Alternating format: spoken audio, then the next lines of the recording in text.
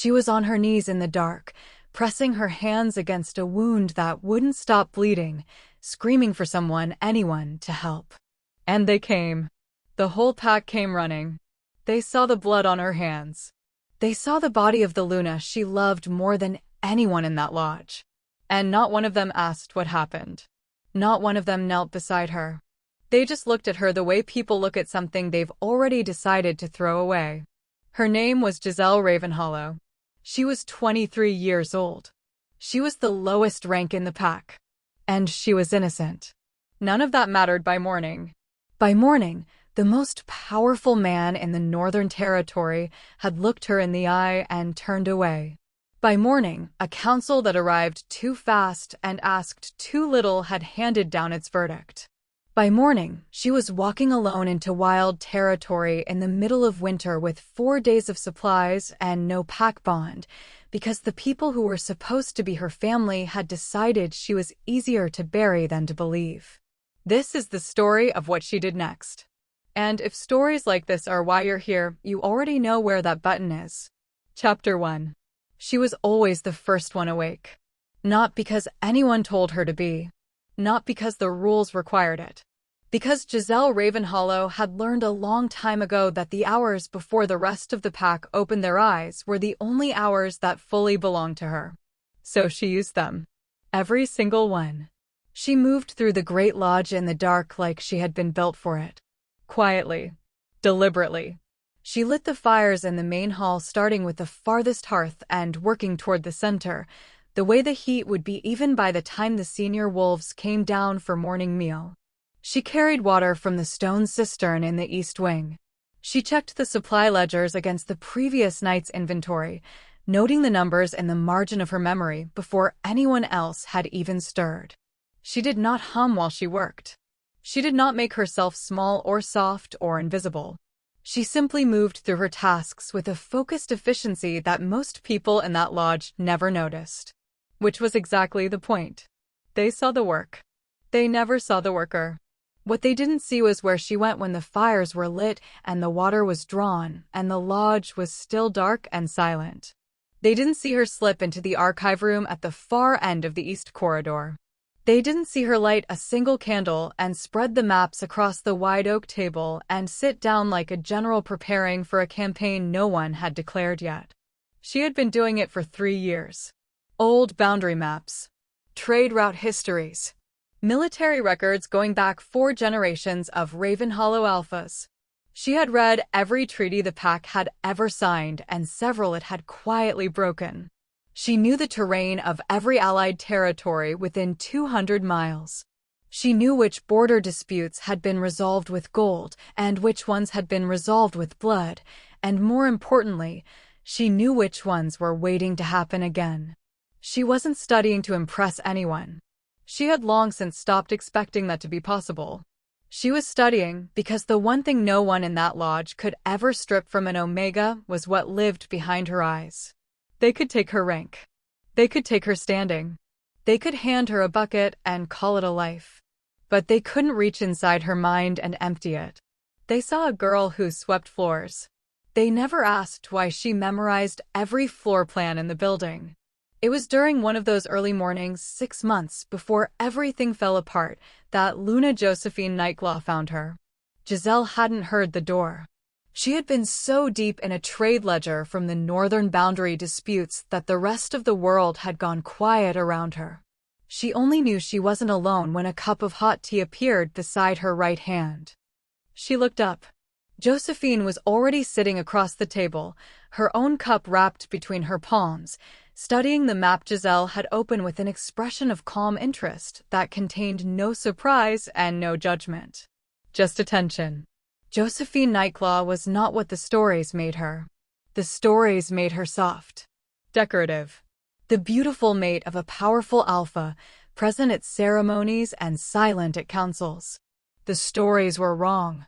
Josephine ran the pack's internal affairs, the trade agreements, the boundary negotiations, the internal disputes between families, with a precision that would have been called genius in anyone who held a formal title. She did it quietly, entirely on purpose.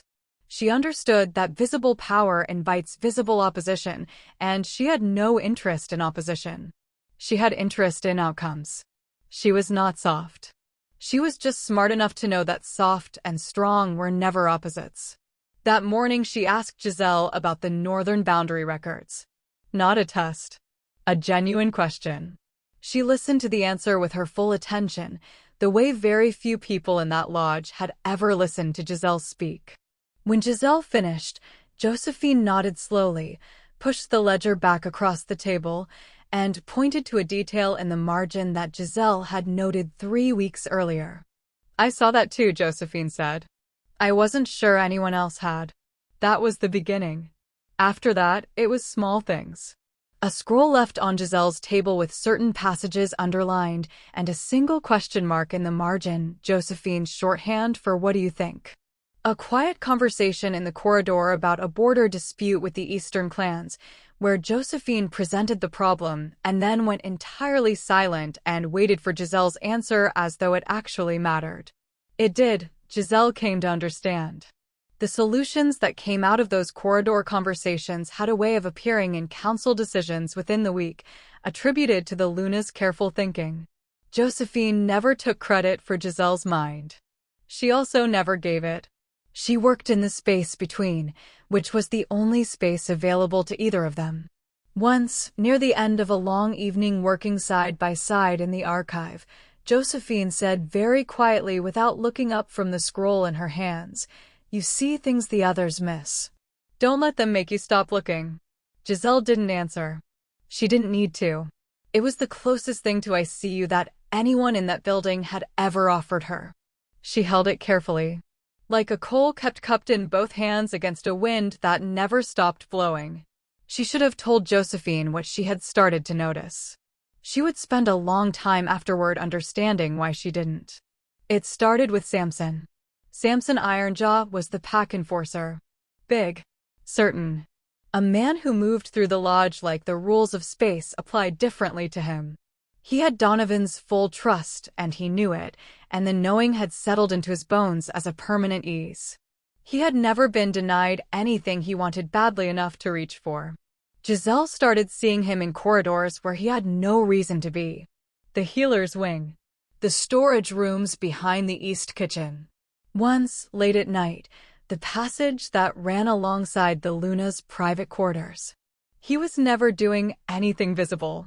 He was never holding anything. He was simply present in the wrong places at the wrong hours, and when she looked at him too long, his eyes would find hers with a flatness that was not quite a warning and not quite indifference. She noticed the deliveries. Supply shipments arriving with weights that didn't match the orders. She cross-referenced 3 months of records and found a consistent pattern of small, quiet discrepancies. Not dramatic enough to trigger an audit. Consistent enough to be deliberate. There was a new healer too. Brought in on Grimstone's recommendation, given access to the Luna's private quarters for a wellness consultation that seemed to extend indefinitely. Giselle didn't recognize her. Didn't recognize the herbs she carried. Asked the kitchen staff quietly, and they told her nothing because they knew nothing. She brought it up once. To a senior pack member named Aldrich, a gray-muzzled wolf with 40 years in the lodge and the confidence of a man who had outlasted 3 alphas. He laughed. Not meanly. Just dismissively. The way you laugh at a child who is pointed at something that doesn't concern them. "You're an Omega, girl. Stay in your lane." She never mentioned it again. To anyone. She just watched. She just waited. She filed every small wrong thing in the back of her mind and kept her face exactly as calm as it always was and kept showing up before dawn to light the fires. 3 weeks later, the note arrived. It was slipped under her door in the early dark. A single line in a handwriting she thought she recognized, asking her to come to the East Corridor. That Josephine needed to speak with her privately. Urgently. She burned it. She always burned personal messages from the Luna. She had been doing it since the beginning, protecting Josephine's privacy the same careful way Josephine had always protected hers. She pulled her cloak on and went. The East Corridor was dark. No torches lit. She smelled it before she saw it. Copper and cold stone, and something that made her feet slow without her telling them to. Josephine was on the floor. Giselle ran. She dropped to her knees and pressed both hands hard against the wound in Josephine's side, and she called her name, and she screamed for help. Her voice cracked. She screamed again. She didn't stop pressing. She didn't stop calling. She was not thinking about herself. She was thinking about keeping this woman alive, this woman who had left scrolls on her table and asked her real questions and told her not to stop looking. The doors burst open. Samson Ironjaw stood in the entrance. He looked at the room. He looked at Josephine.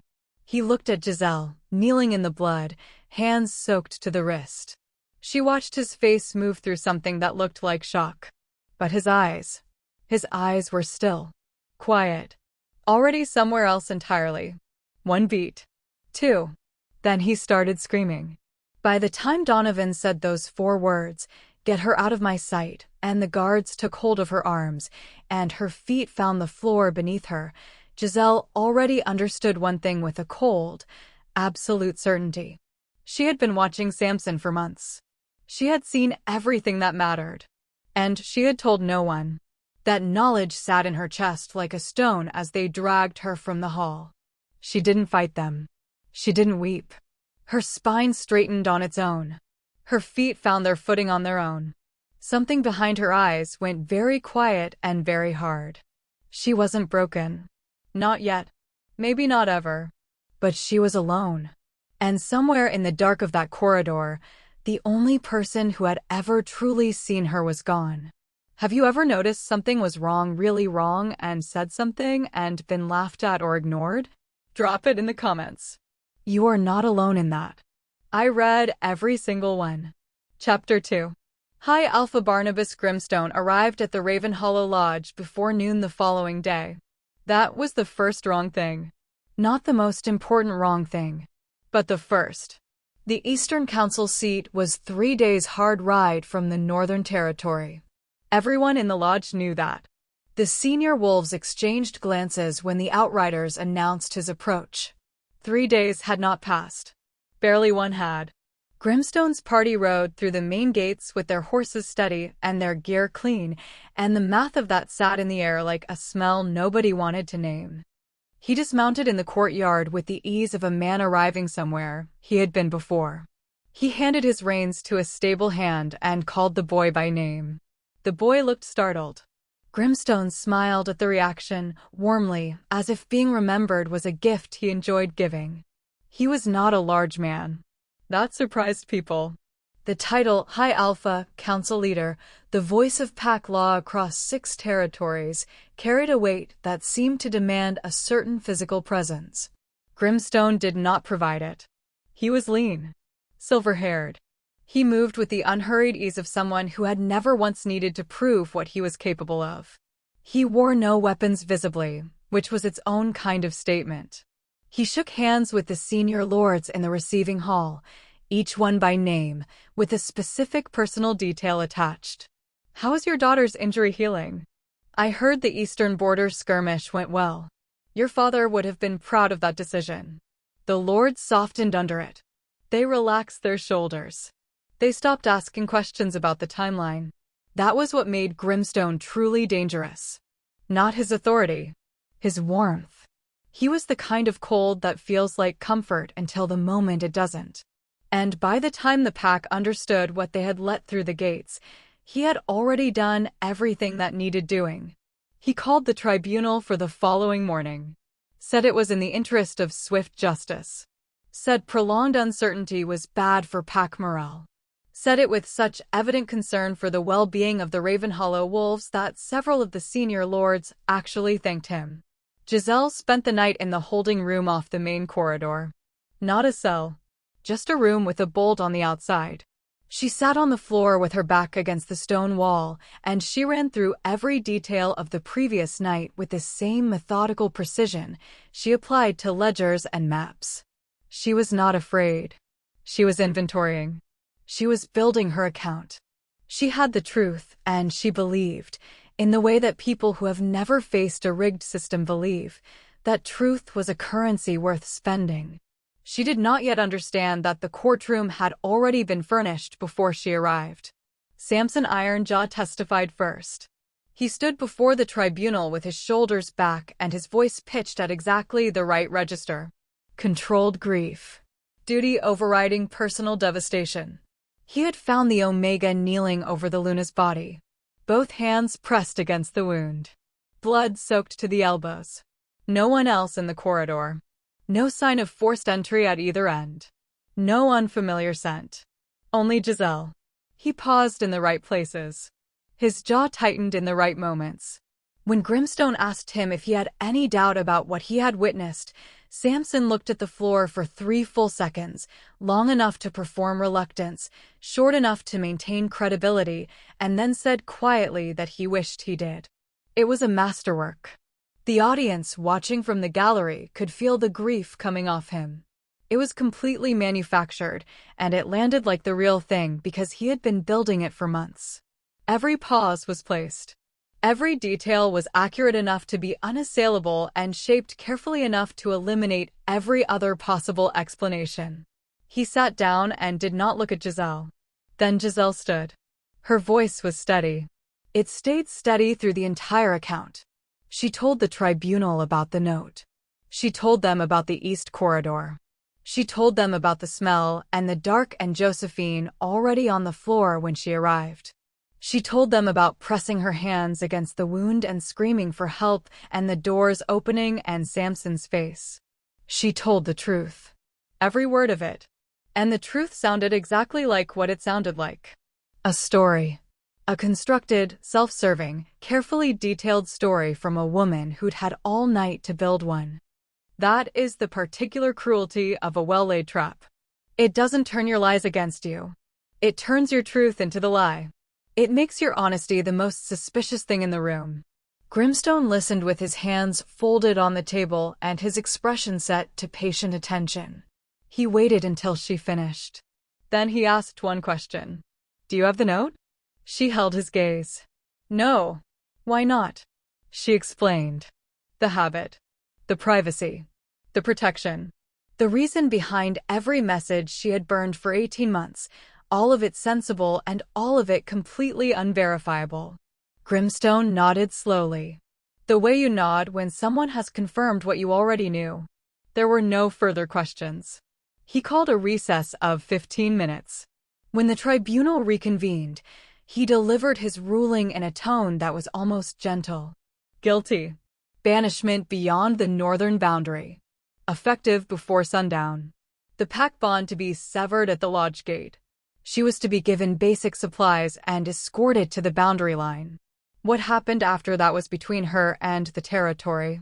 The hall went quiet. Not the quiet of agreement. Something murkier.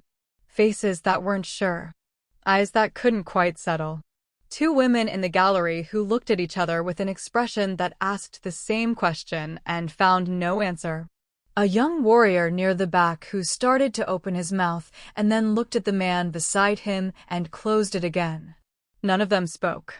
The silence moved through them, and none of them broke it open. In the archive room at the far end of the East Corridor, Griffin Ashbourne had been working since dawn. He had not been summoned to the tribunal. He had assumed the oversight was administrative. An error. A clerical failure in the chaos of the previous night. He had told himself someone would come to get him.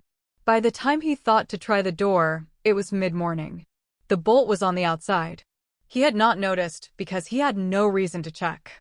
He stood with his hand on the latch for a moment that was very long and very still, and then he understood what the locked door meant, and he started hitting it with both fists and calling for anyone in the corridor to hear him. Nobody came. In the great hall, Donovan Nightglaw sat on his throne and looked at the floor in front of him. He had not spoken during the tribunal. He had not been asked to. Grimstone had arranged the proceedings with the kind of seamless efficiency that leaves no visible gaps, and the gap where the Alpha's voice should have been was so smoothly plastered over that most of the pack did not notice it was missing. Donovan was grieving. Donovan was in shock. These were reasonable explanations and Grimstone had let them circulate without correction. But there were people in that hall who knew better. Who knew that Donovan Knightlaw had never in his life failed to act in a moment that required action. He had made decisions in the middle of pitched battles that lesser men would have taken days to consider. He had held the northern boundary against 3 coordinated attacks in the same winter and never once frozen. He was not a man who sat still when something in front of him was wrong. He sat still now. Grimstone was watching him. The whole time, through the testimony and the ruling and the silence that followed, Grimstone was watching Donovan with the attention of a man waiting to see if a structure he has built will hold. He was watching for the moment Donovan would stand, would speak, would use the authority that was his and his alone to override a council ruling on his own territory. That moment had a window. It opened when Grimstone delivered the verdict. It stayed open for perhaps 90 seconds. He was a man who had never hesitated in battle, who had made impossible decisions without flinching. But sitting in that hall, in that silence, watching an innocent woman be sentenced to die, he hesitated. And the moment passed. And he let it pass. He did not look at Giselle when they took her from the hall. She walked out on her own 2 feet. That part mattered. Not to the pack, who were already dispersing into the corridors, already constructing the version of events they could live with.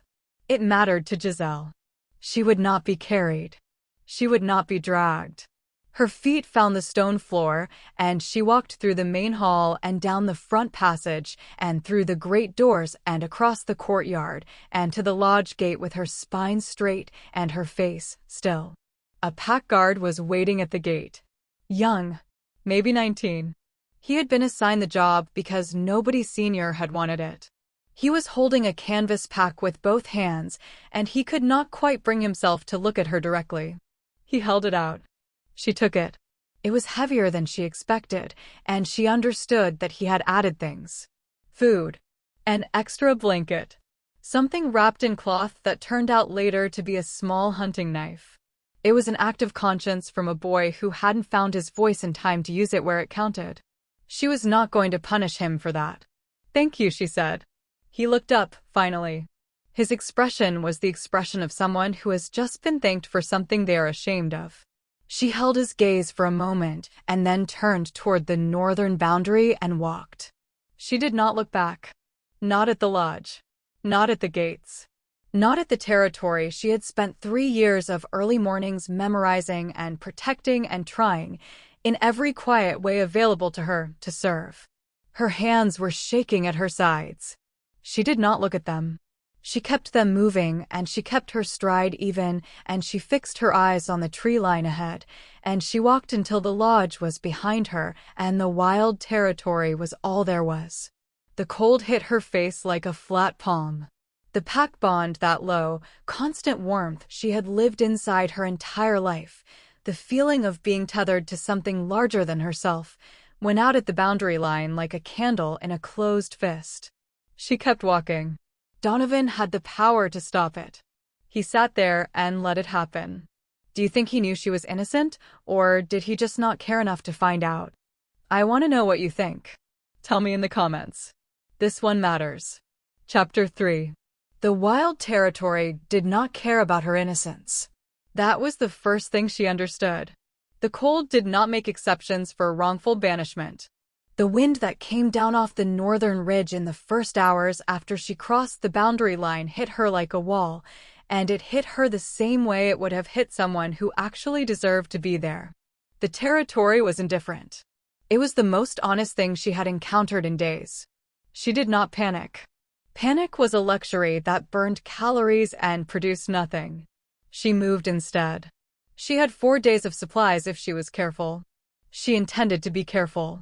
She found water before dark on the first day, a narrow runoff stream that hadn't frozen solid yet, tucked between 2 outcroppings of granite where the ground retained a degree of warmth from the rock face.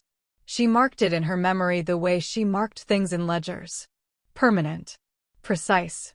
Non-negotiable. Shelter was harder. She spent the second night in a shallow rock overhang that blocked the wind from 2 directions and did nothing about the third. She did not sleep more than an hour at a stretch. She used the waking hours to think. She thought about the terrain she had memorized from the archive maps. She thought about natural windbreaks and elevation, and the way water moved through frozen ground. She thought about the old boundary records that described 3 abandoned outposts in the northern wild territory, built 2 generations back by a Ravenhollow alpha who had briefly considered expanding the pack's range before deciding against it. She knew roughly where they were. She started moving toward the nearest one on day 3. She found it on day 4. Half collapsed. Roof mostly gone on the eastern side. But the western wall was stone and solid, and the fireplace, though filled with years of debris, was structurally intact. She spent the afternoon clearing it. She spent the evening building the first real fire she'd had since the lodge gates closed behind her. She sat in front of it and ate the last of her supplies and felt, for the first time, that she might actually survive this. She was not alone for long. They found her the way desperate people find warmth. By following the smoke. First, a lone shifter named Kale, banished from a southern pack 3 winters prior, gaunt and wary as a stray dog, but functional once he'd eaten.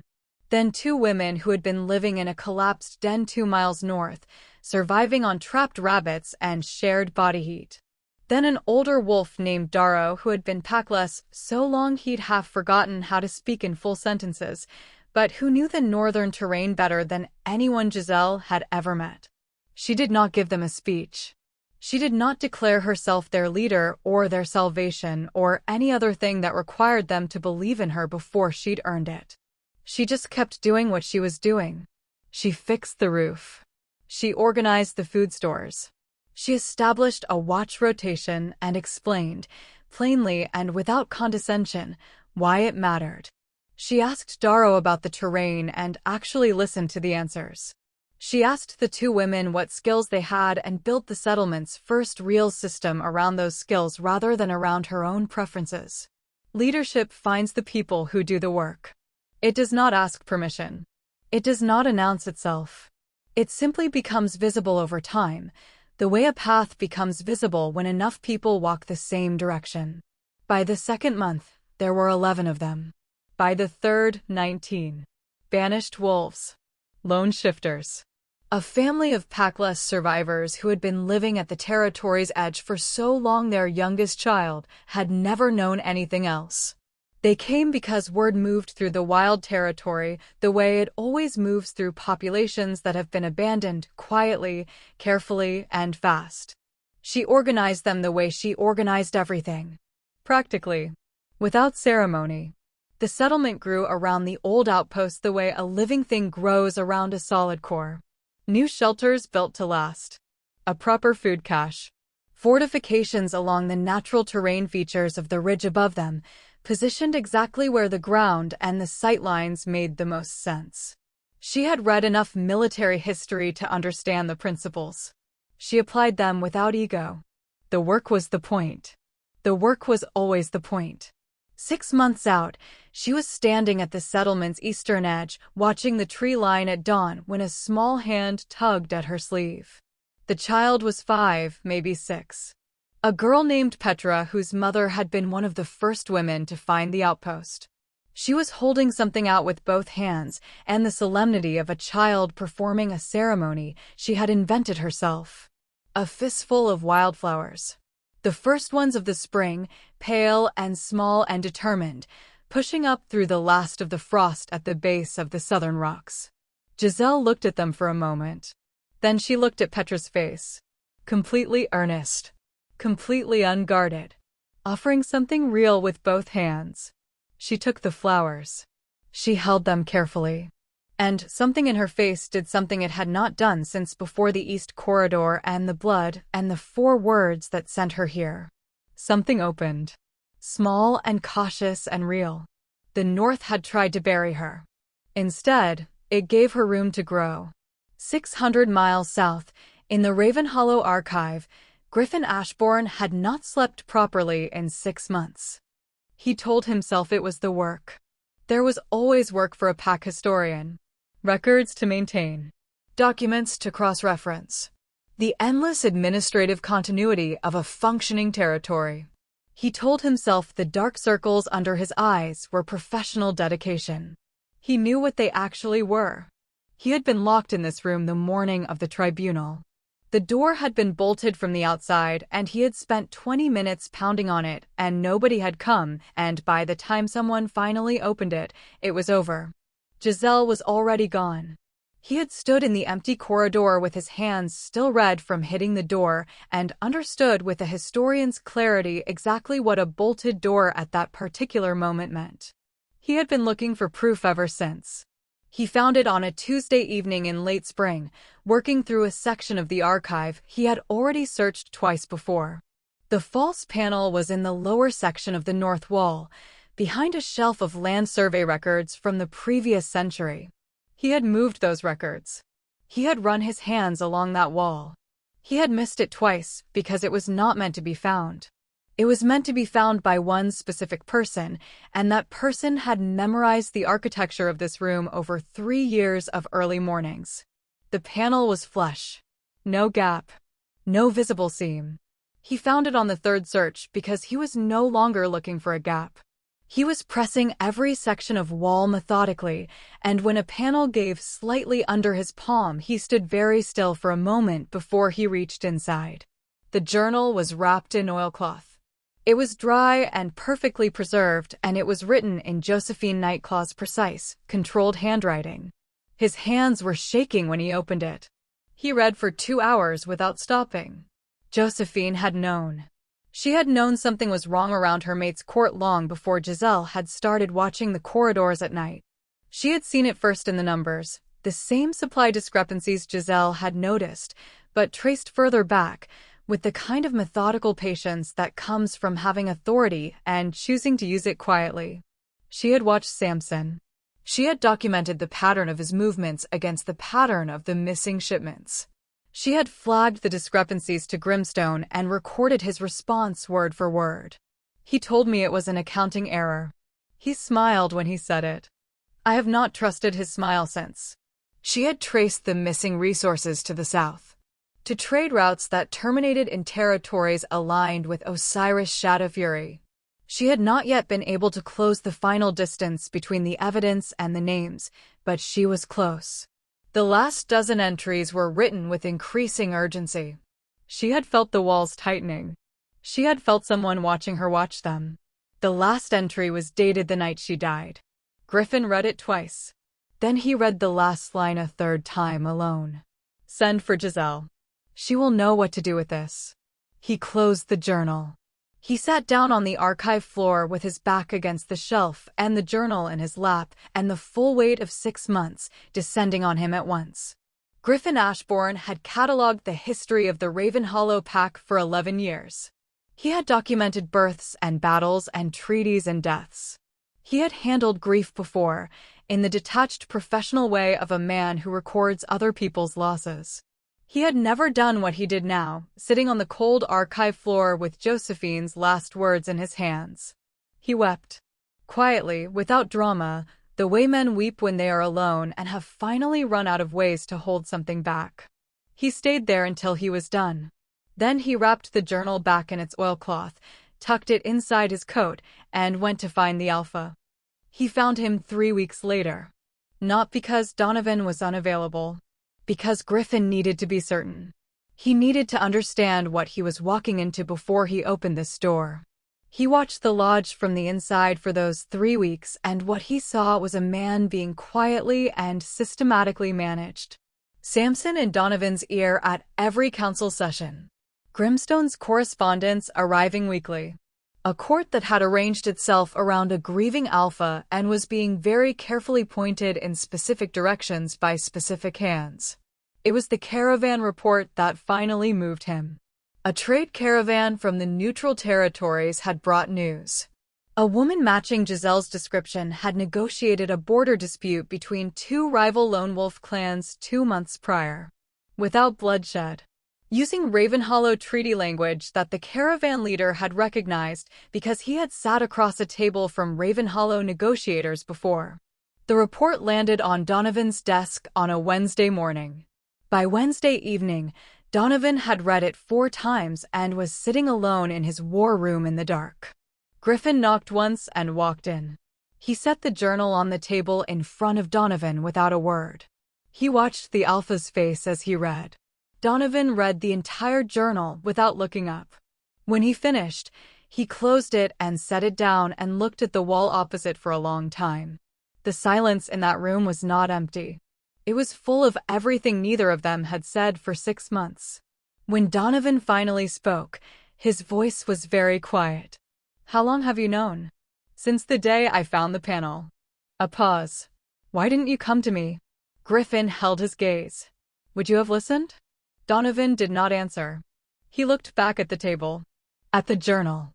At the evidence of everything he had failed to question when questioning it had mattered. He did not answer because there was no answer that didn't condemn him. They both knew it. That knowing sat between them in the dark of the war room like a third presence, patient and immovable. There was a woman alive in the wild territory who should never have been sent there. There was a journal that contained every name that needed answering for. And there was a man sitting in the dark who was beginning to understand the full weight of what his silence had cost. Griffin had that evidence for months and told no one. Some people will call that cowardice. Others will say he was waiting for the moment it couldn't be buried. What do you think he was doing, and what would you have done in his place? Tell me in the comments. Chapter 4. He left before the sky had any color in it. No armor. No title banner on his saddle. No guard waiting in the courtyard. Just Donovan Nightlaw and a horse and the dark, riding north before a single soul in the lodge had opened their eyes. He had told Griffin where he was going. Griffin had said nothing, which was its own kind of answer. They both understood what this was. He rode like a man who is afraid he has already been too slow. The thought had been living in him since the night in the war room, growing larger in the dark the way certain thoughts do when you stop trying to outrun them. He had sentenced her in his silence.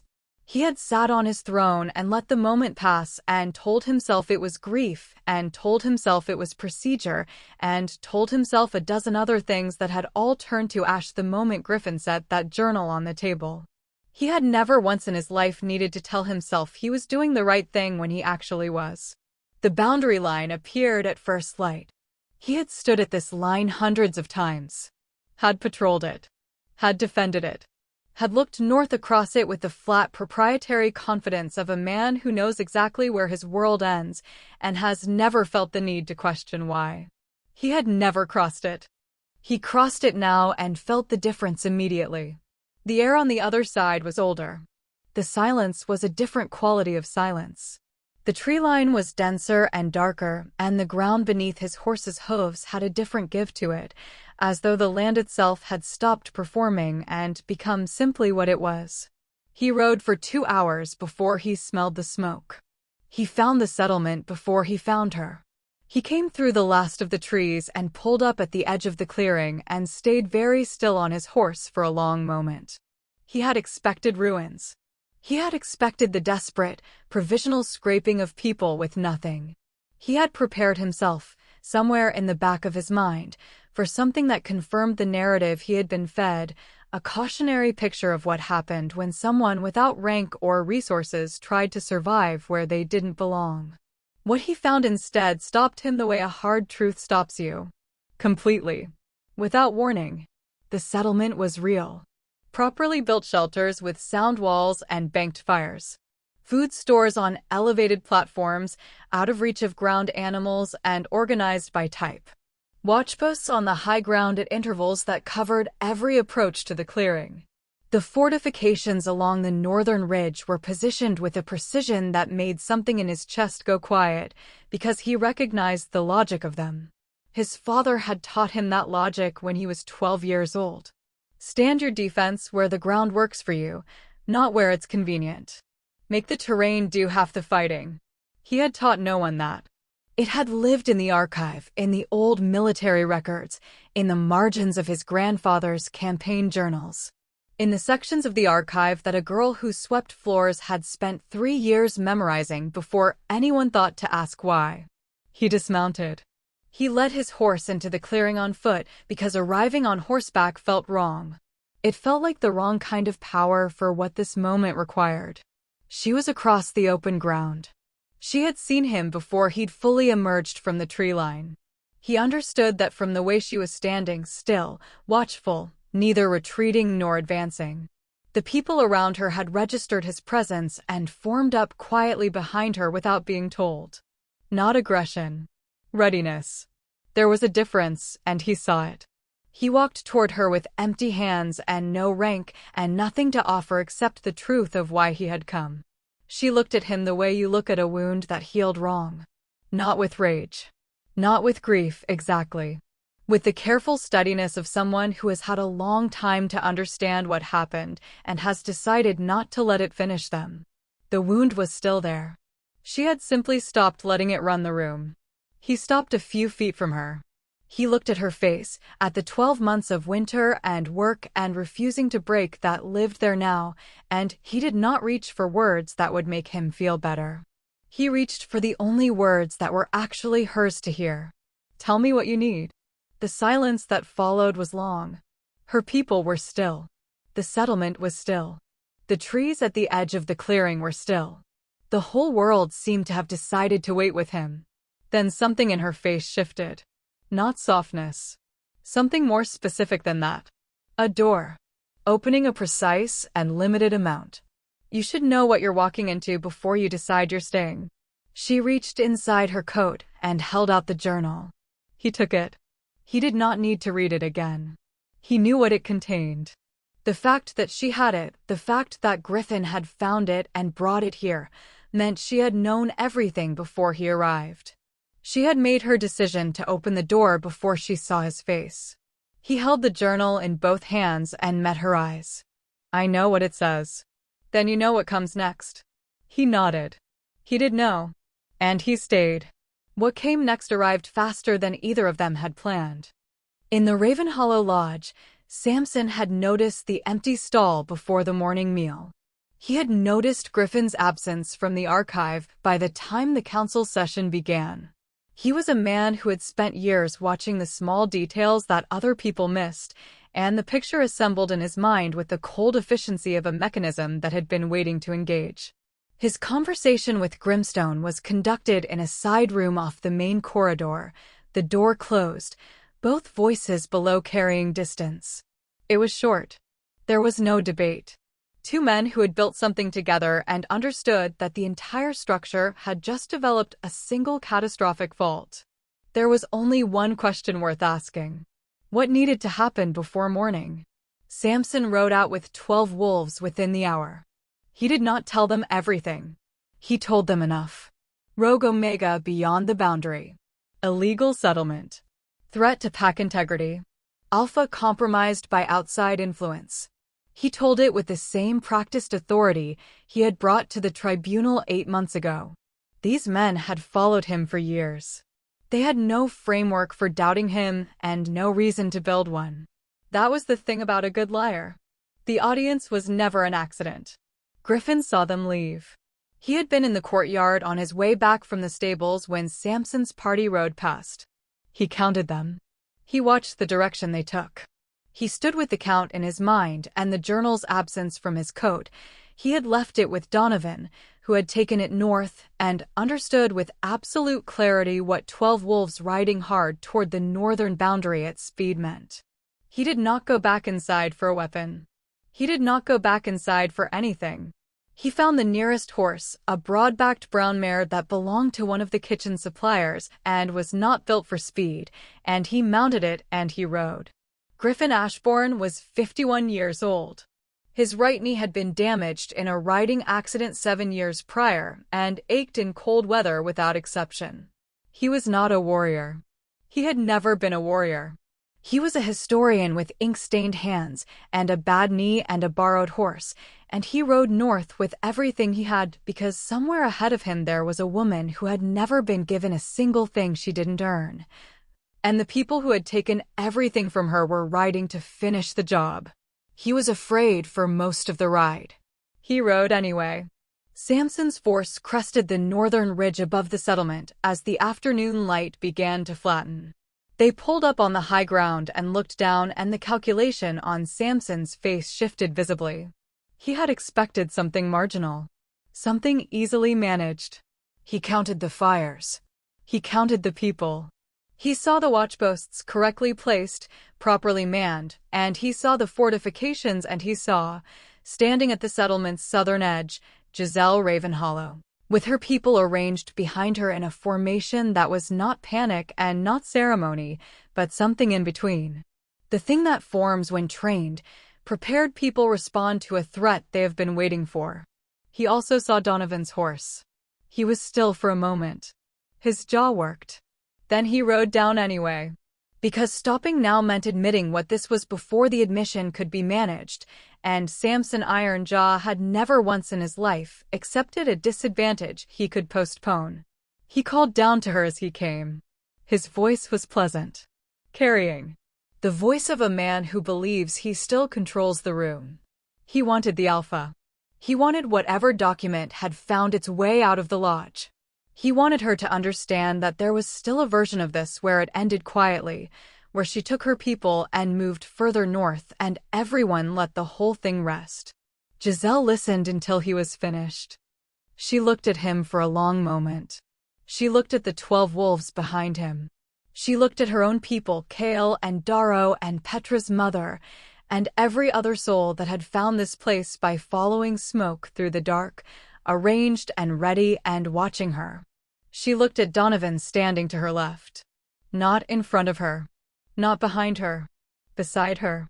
The position of a man who has understood, finally, what beside means. She looked at the ridge above Samson's force. Then she turned back to Samson Ironjaw, the man who had knelt over Josephine Nightclaw's body and performed grief with her blood, still cooling on the stone. You should have made sure I was dead. The sound that came from the ridge above Samson's force was not a war cry. It was a voice, ragged with effort, cracking at the edges, but carrying. Griffin Ashbourne sat on his borrowed mare at the crest of the ridge, directly above Samson's party, with a journal held high in both hands. His chest was heaving. His bad knee had gone past aching into something that would need days of attention. His face was flushed and his hands were trembling, and he had never in 51 years of quiet, careful, archival work looked more like what he actually was.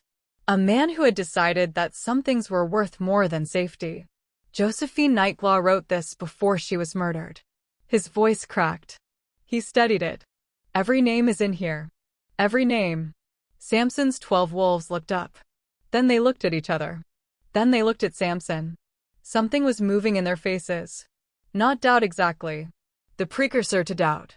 The moment when an audience trained to believe one story encounters a detail that doesn't fit it, and something in the architecture begins to shift. 12 wolves was the right number for a quiet execution in an empty field.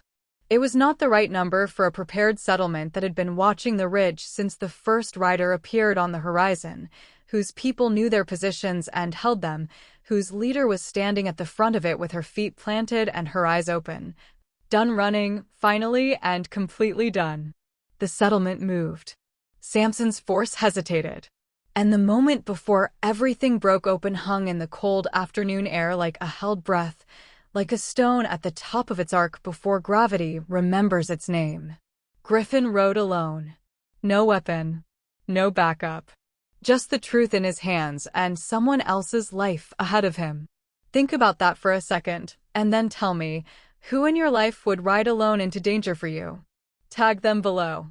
Some people need to hear it. She started as an omega in a lodge that saw her as furniture. She was framed for the murder of the one person who believed in her. Tried in an hour. Banished in a day.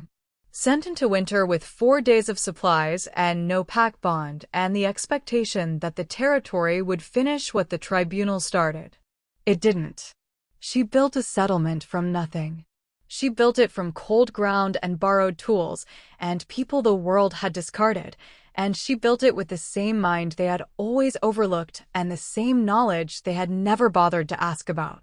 She built it because the only alternative was lying down, and Giselle Ravenhollow had never once in her life been able to make herself lie down. The question was never whether she was strong enough.